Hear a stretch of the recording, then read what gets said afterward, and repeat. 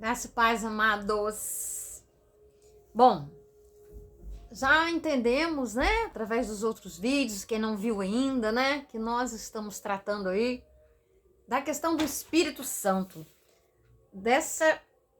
Entender que o Espírito Santo, ele é essencial, que ele não pode ser tratado como o último da fila. Porque ele é o próprio Deus, é aquele que ficou, que Jesus morreu, ressuscitou e a promessa feita a nós, daquele que nos ajudaria, e principalmente nesse tempo que nós estamos vivendo, que nós precisamos, mais do que nunca, andar em poder. Andar em poder é andar, pode soar como, eu sou poderosa, não.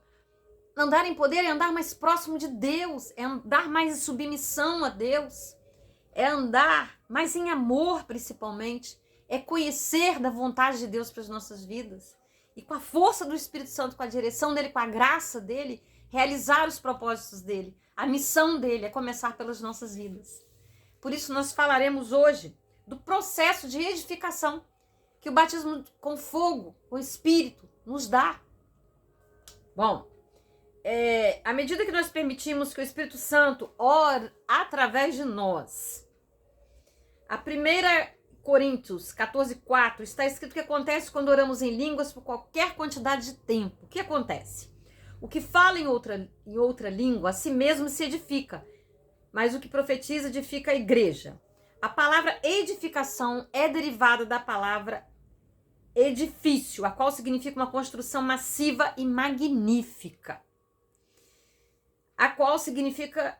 Então, quando nós oramos em língua, nós estamos erguendo uma superestrutura, uma operação divina para dentro do nosso espírito. Uma coisa fantástica. A fim de acomodar a unção de Deus e qualificar-nos para o seu chamado divino. Na maioria das vezes, quando os ministros pregam sobre o assunto das línguas, eles enfatizam o fato de que você ora em línguas, você carrega seu espírito da maneira que você carregaria uma bateria normal. Dizem que o seu espírito está, na verdade, recebendo uma carga espiritual. Você está recebendo uma força palpável ou uma unção, como uma eletricidade. Então, mais tarde, quando você impõe as mãos sobre alguém, esta força palpável faz bum! E o poder de Deus vai para dentro da pessoa para curar, libertar e deixar livre. Isso é verdade. Porém, antes que esta unção palpável se manifeste através de uma pessoa, é necessário que essa pessoa seja edificada. Nós precisamos passar por esse processo, tá? Para que essa manifestação seja realmente causada, aconteça. Não são muitos cristãos que parecem saber alguma coisa sobre este processo.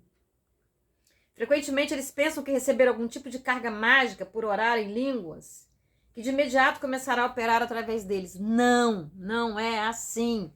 O primeiro é a edificação pessoal, né? Vamos ver aqui. Algumas pessoas perguntam qual é o efeito que temos sobre o inimigo e seus planos quando oramos em línguas para edificação. Uma coisa que não estamos fazendo é dar ordens ao diabo. Ele nem mesmo entende o que estamos falando, mas que queima nele, queima. Porque quando eu falava e a pessoa estava lá manifesta, coitada, endemoniada, eles gritavam, estava queimando, para parar. A palavra diz que quando o homem ora em uma língua desconhecida, ela não está falando aos homens, ela está falando a Deus. Tá. 1 Coríntios 14:2. Se eu não entendo que eu estou orando, porque seria dar conta do diabo entender, tá? Ele não entende, mas a unção, tá? Eu falo isso por experiência, porque cada um tem uma vivência. E como eu já disse desde o começo, nós não podemos sintetizar e limitar. Muitas coisas nós vamos aprender ainda a esse respeito, né? Se o diabo entende os mistérios e eu não, então ele levaria vantagem sobre mim. Isso é verdade. Ele não sabe o que nós estamos falando.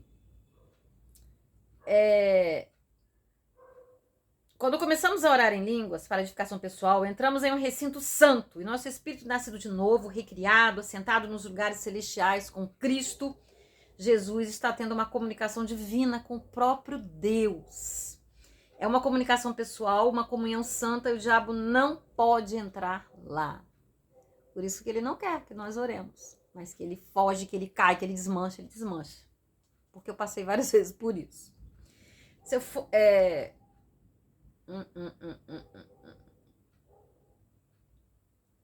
Deus está continuamente administrando a vida de cada crente, tanto no céu como na terra. Assim, quando eu falo em línguas, eu imediatamente entro em uma comunicação divina com o próprio Deus. Ele atende ao telefone do outro lado da linha e diz: eu sei que é você, eu sei o que você quer, e porque o Espírito Santo, em sua sabedoria, está orando em seu lugar, eu quero que você saiba que a resposta está a caminho e não há nada que o diabo possa fazer. Essa é a razão pela qual o diabo odeia a oração em línguas, porque ele não tem absolutamente nenhuma ideia do que estamos dizendo a Deus, e isso o deixa extremamente nervoso. Ele conhece, né? Ele estava lá no céu com Deus, ele é um anjo caído, e nós sabemos disso. Então ele sabe o que isso significa. Por que ele não entende? Bem, olhe para o templo construído sob a antiga aliança. Dentro do templo estava o pátio externo, onde as pessoas ofereciam sacrifícios a Deus. O pátio interno, onde o sacerdote oferecia sacrifícios a Deus, em nome do povo. E, finalmente, o Santo dos Santos, onde a presença de Deus habitava. Somente o sumo sacerdote tinha permissão de entrar no Santo dos Santos uma vez por ano para oferecer o sacrifício do sangue pelo povo israelita. Está lá no Antigo Testamento. Se o diabo tivesse tido sequer a audácia de tentar rasgar aquele véu e penetrar no Santo dos Santos, ele jamais teria conseguido. Estava completamente fora de sua jurisdição. E ali ele nunca teve acesso. O templo simboliza o crente. Como um crente, meu corpo é o templo de Deus, porque o Espírito Santo fez dele morada dentro de mim. Olha que coisa tremenda, que nós não podemos deixar de pensar nisso, de viver isso. Nós somos o templo vivo do Espírito Santo e por isso devemos andar de forma tal. Então, quando eu oro em língua, Satanás não tem ideia do que Deus está dizendo para mim. Por quê? Porque o Espírito Santo cria aquela linguagem sobrenatural dentro do meu santo dos santos. Isso está fora de toda jurisdição satânica. Eu conheço um homem cujo irmão sofreu um acidente de carro. Ela foi transportada para o hospital e sua vida estava por um fio. Este homem era um homem de fé. À medida que ele seguia para o hospital, mais rápido que ele conseguia dirigir, ele confessava repetidamente: minha irmã viverá e não morrerá, ela viverá e não morrerá. Mas toda vez que ele confessava, ela viverá e não morrerá, algo bombardeava suas emoções tão fortemente que aquilo chacoalhava da cabeça aos pés. Então o pensamento contestava: ela morrerá. Isto aconteceu inúmeras vezes a caminho do hospital. Isto o atormentava. De repente, pelo dom do discernimento de espíritos, Deus abriu os olhos espirituais daquele homem. Discernimento de espírito permite que você veja, no âmbito do espírito, anjos ou demônios. Quando Deus abriu os olhos daquele homem, ele viu 2 demônios, um sentado em seu ombro esquerdo e outro no direito. Toda vez que ele confessava: ela viverá e não morrerá, um demônio gritava em seu ouvido para o outro demônio: ela morrerá, ela morrerá. Isso é real, meus amados. Depois o Senhor falou àquele homem em seu espírito: confesse e comece a orar em línguas. Então o homem confessou mais uma vez e começou a orar em línguas. Depois de um tempo, um dos demônios olhou para trás da cabeça do homem, para o outro demônio, e disse: o que você acha que ele está dizendo? O outro demônio disse: não sei, mas está queimando você do jeito que está me queimando. Isso para você se queimava? Exatamente assim, queima.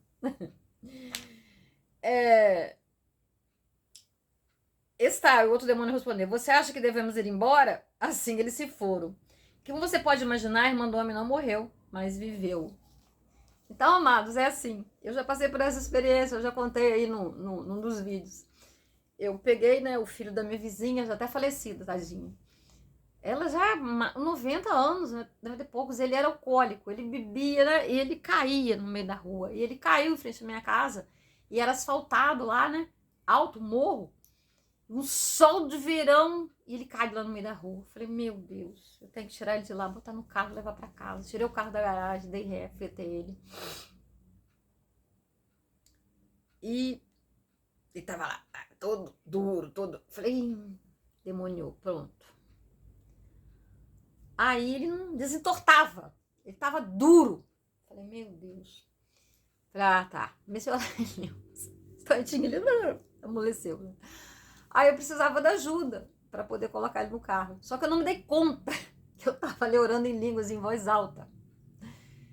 E a minha filha me observando de longe, né? Eu também batizada.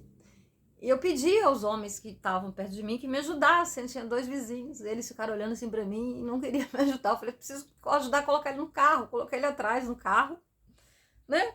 Aí você pergunta assim, mas você não ficou com medo dele ficar endemoniado de novo, não? E avançar, se agarrar pelo pescoço? Não, nem pensei nisso. A gente é tomado por ousadia e intrepidez que o Espírito Santo dá. Ainda mais quando agimos em amor para ajudar alguém. Ela era viúva. O filho ali naquele sol, sei lá, era meio-dia, 2 horas da tarde, alguma coisa assim, eu não me lembro, mas era um sol escaldante. Mas eles tiveram medo. Aí minha filha falou, mãe, você viu o que você fez? Eu falei, eu levei ele para casa, orei em língua, porque ele tava todo duro, né? Aí ela falou, mãe, eles ficaram com o olho arregalado para você, os vizinhos. Eu caí na risada. Eu falei, ah, sinto muito. Ó, nessas horas a gente não pensa, ele tinha que ser ajudado, eu levei ele para casa e ponto. Mas é assim, funciona, meus amigos, sabe? Apesar de eu não saber, não ter estudado ainda, ter muitas perguntas, mas funcionava, sabe? Funcionava. E eu no começo, né, quando eles manifestavam e tal, eu tinha medo. Mas aí eles riam da minha cara, que ela tem medo. Eu falava assim, igual criança, sabe? Assim, debochando. Aí eu começava a orar em línguas, né? Na pessoa que eles estavam, né? Eles caíam no chão. Então funciona. Queima eles. Queima, mas queima mesmo. Então, amados, vamos pedir a Deus mais uma vez que nos ilumine, nos ajude a chegar além. Que isso não seja tão somente uma aula, um estudo, mas que seja um toque para uma mudança profunda de vida, para que sejamos preparados para recebermos mais de Deus, caminharmos em plenitude daquilo que Ele nos prometeu. Ele nos prometeu lá em Joel, e isso aconteceu, isso a Bíblia está repleta, eu já dei várias, em outros vídeos que eu gravei, várias referências para vocês, vou continuar dando, né? Lá em Joel 6:28, 2:28, acho que é 2:28.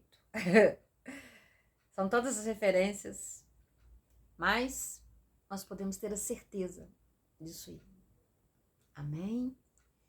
Curta, compartilhe e, se não é inscrito, se inscreva no canal. E vamos, em nome de Jesus, descortinar tudo isso aí para termos mais de Deus nas nossas vidas, em nome de Jesus. Amém? Até o próximo vídeo.